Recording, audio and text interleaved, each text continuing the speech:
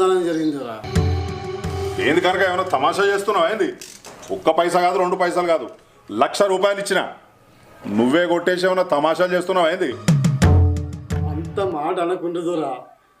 నేను కూటికి లేనునే కావచ్చు, కానీ దొంగతనం చేసే అంత దిగజారలేదయ్యా.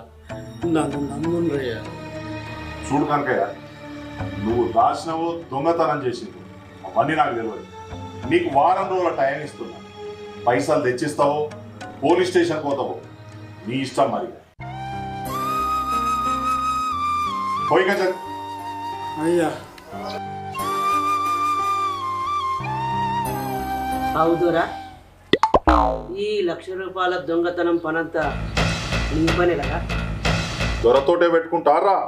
వీళ్ళెంత, వీళ్ళ బతుకెంత? సరస్వతి,